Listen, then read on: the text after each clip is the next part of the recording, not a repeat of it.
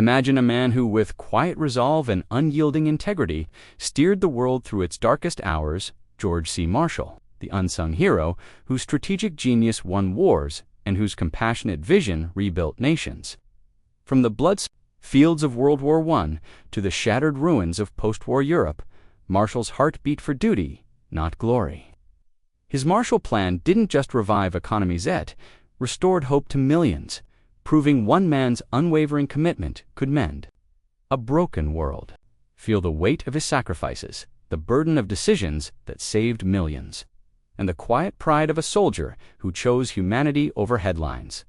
George Catlett Marshall, Jr., December 31, 1880, October 16, 1959, was a pivotal American Army officer and statesman whose career spanned critical periods in U.S. and global history, notably World War I and the early Cold War.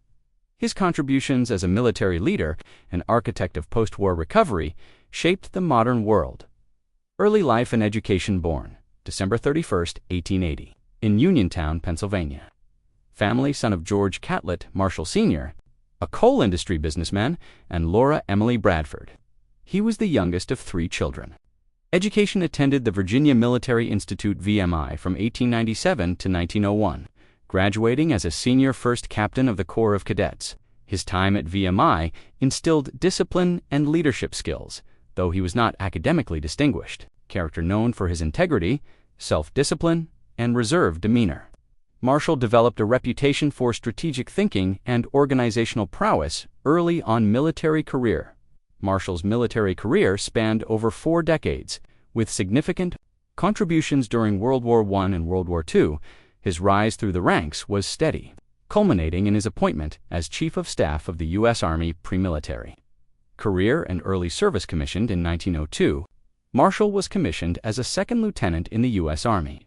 After graduating from VMI, early assignments served in the Philippines 1902-1903. During the Philippine-American War's aftermath, gaining experience in counterinsurgency and logistics, attended the Infantry and Cavalry School at Fort Leavenworth 1906-1908, where he excelled, finishing first in his class. Served as an instructor at Fort Leavenworth and other posts, developing a reputation as a meticulous planner and trainer. World War I, 1917 to 1918. Role: served as a staff officer in the American Expeditionary Forces, AEF, under General John J. Pershing. Key contributions: planning and operations. As a captain and later major, Marshall was assigned to the 1st Infantry Division. He played a critical role in planning the first major U.S. offensive at Cantigny, May 1918, a successful operation that boosted Allied morale. Staff work: transferred to the AEF headquarters.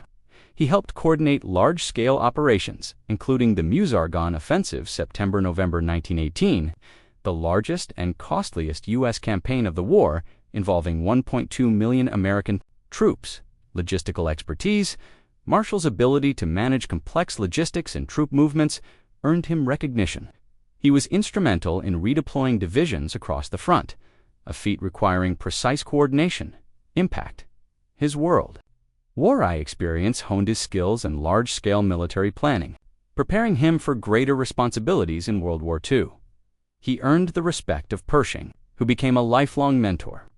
Interwar period: 1919 to 1939 assignments: served as aide-de-camp to General Pershing 1919 to 1924, traveling to Europe and Asia. Commanded troops in China with the 15th Infantry Regiment 1924 to 1927. Gaining insight into international military dynamics. Instructed at the Army War College and served as assistant commandant at the Infantry School at Fort Benning 1927 to 1932, where he mentored future World War II leaders like Omar Bradley and Joseph Stilwell. Innovations: at Fort Benning, Marshall modernized infantry training, emphasizing mobility and flexibility, which influenced U.S. Army doctrine in World War II. Promotions: rose to Colonel 1933 and Brigadier General 1936, though his career progressed slowly due to the Army's small size and limited opportunities. World War II, 1939 to 1945, Chief of Staff of the U.S. Army, appointed by President Franklin D. Roosevelt on September 1, 1939. The day Germany invaded Poland, marking the start of World War II in Europe, served as Chief of Staff until November 1945, overseeing the Army's transformation from a small, ill-equipped force of 189,000 in 1939 to over 8 million by 1945. Responsibilities: military expansion, orchestrated the rapid expansion of the U.S. Army, including recruitment, training, and equipping millions of soldiers. He prioritized modernizing equipment, such as tanks and aircraft, and establishing training centers. Strategic planning worked closely with the Joint Chiefs of Staff and Allied leaders, for example, Winston Churchill, Joseph Stalin, to develop global strategy, advocated for the Europe First strategy, prioritizing the defeat of Nazi Germany over Japan. Key operations: Operation Overlord D-Day. June 6, 1944. Marshall was a key architect of the Normandy invasion, coordinating with General Dwight D. Eisenhower, whom he selected to lead the operation. He ensured the buildup of forces and resources. In the United Kingdom, Pacific Theater supported Admiral Chester Nimitz and General Douglas MacArthur in campaigns like Guadalcanal and the island-hopping strategy against Japan. Lend-Lease program oversaw the allocation of U.S. military aid to allies, particularly Britain and the Soviet Union, strengthening their war efforts. Leadership style: known for his impartiality and ability to delegate. Marshall selected and promoted talented commanders like Eisenhower, Bradley, and George S. Patton. He avoided favoritism and maintained strict discipline. Challenges: balanced competing demands from the European and Pacific theaters, managed tensions between Allied leaders, particularly regarding the timing of a cross-channel invasion. Marshall pushed for an earlier invasion, but Churchill delayed it until 1944. Addressed logistical bottlenecks, such as shortages of shipping and landing craft. Recognition: promoted to General of the Army 5-star rank in December 1944, one of only 5 men to hold this rank during World War II. Post-World War II military contributions: demobilization, oversaw the orderly demobilization of millions of troops after Japan's surrender in September 1945. Unified command: advocated for a unified Department of Defense, laying the groundwork for the National Security Act of 1947, which created the modern U.S. military structure. Statesmanship: Marshall's post-war career as a statesman was equally impactful, particularly through his role in rebuilding Europe and shaping U.S. foreign policy during the early Cold War. U.S. Secretary of State 1947-1949. Appointment: appointed by President Harry S. Truman in January 1947. Marshall Plan. Context: post-war. Europe faced economic devastation, food shortages, and political instability, creating fertile ground for communism.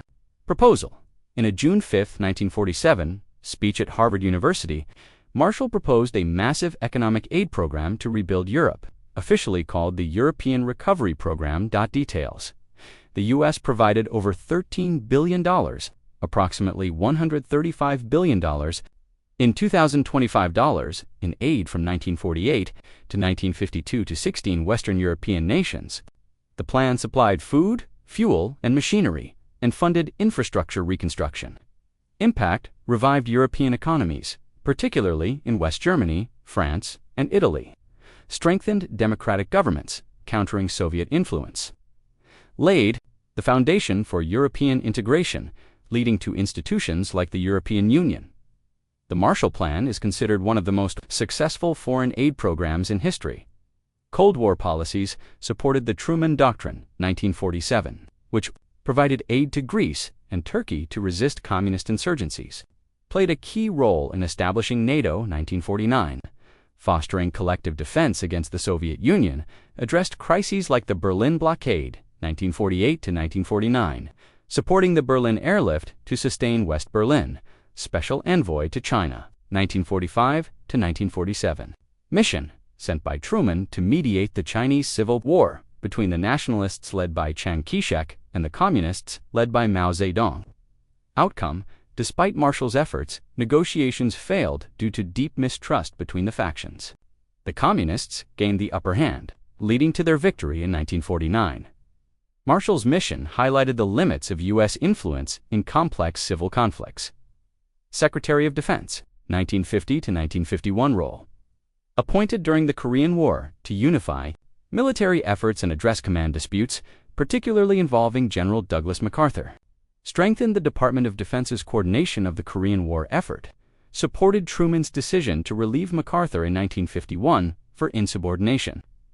A controversial but necessary move to maintain civilian control. Resignation. Stepped down in September 1951 due to health concerns and fatigue. Personal life. Marriages. Married Elizabeth Carter Coles in 1902. She died in 1927 after a long illness. Married Catherine Tupper Brown in 1930. A widow with 3 children. They had no children together, but maintained a close family life. Health. Suffered from heart and kidney issues later in life, contributing to his retirement. Personality. Reserved, disciplined, and selfless. Marshall avoided publicity and political ambition. He declined to write memoirs or capitalize on his fame. Your ultimate destination for powerful stories, historic battles, and fearless military leaders who shaped the world. Whether you're passionate about history, strategy, or modern warfare, Military Legends HQ is where bravery meets knowledge. Subscribe and join our growing army of military history fans.